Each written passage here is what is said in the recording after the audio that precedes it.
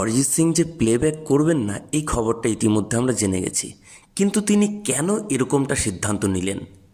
এর কী কারণ থাকতে পারে? সবার মনের মধ্যে তো এই প্রশ্নটা নিশ্চয়ই ঘোরাফেরা করছে।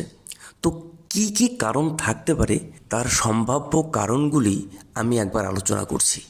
প্রথমেই যে কারণটার কথা বলবো সেটা হলো নতুন প্লেব্যাক সিঙ্গারদের জন্য ময়দান ছেড়ে দেওয়া। অরিজিৎ সিং এমন একজন গায়ক যার জন্য অন্য সিঙ্গাররা ময়দানে টিকে থাকতে পারছে না, এখনও পর্যন্ত তার সাথে পাল্লা দিয়ে উঠতে পারছে না।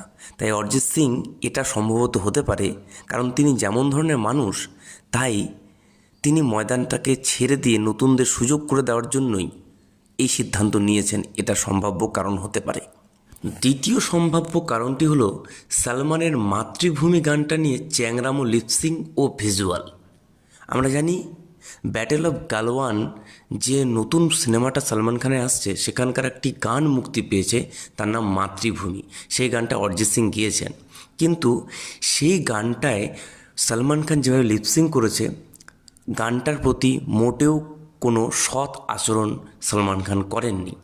তো এই জায়গাটা দেখে অরিজিৎ সিংয়ের মনে হতে পারে যে আর নয়, আর এই সমস্ত সঙ্গীত জগতের ক্ষেত্রে সঙ্গীতের সাথে বা গানের সাথে আর নোংরামো নয়, তাই এই জগৎ থেকে বেরিয়ে আসাই ভালো। 3 নম্বর কারণ হিসেবে আমি তুলে ধরছি, ছোটোখাটো একটা পডকাস্টের ক্লিপ দেখেছিলাম, সেখানে একজন সিঙ্গার বলছে তার গান অরিজিৎকে দিয়ে দেওয়া হয়েছে।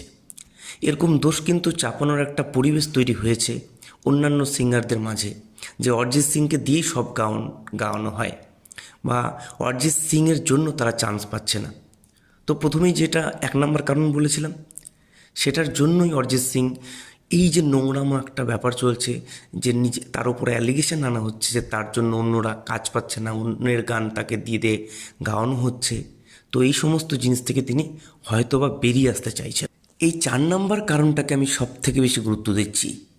গানকে সাধনা হিসেবে দেখছেন, শুধু সাধনায় মন দিতে চান।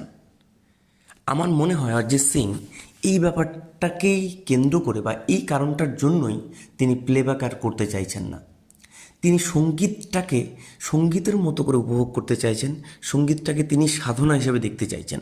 প্লেব্যাক করার মাঝে, অর্থাৎ প্লেব্যাক করলে কিন্তু বিভিন্ন প্রযোজকদের নির্দেশ মতো, তাদের ইচ্ছা মতো চলতে হয়।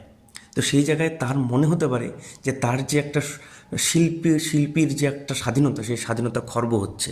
তো সেই জায়গা থেকে বেরিয়ে শুধুমাত্র গান নিয়ে ইন্ডিপেন্ডেন্টলি তিনি ভাবতে চাইছেন, এবং গান নিয়ে যে গায়করা ইন্ডিপেন্ডেন্টলি চলতে পারবে, ফিল্ম ছাড়াই নিজেরা চলতে পারবে গান নিয়ে,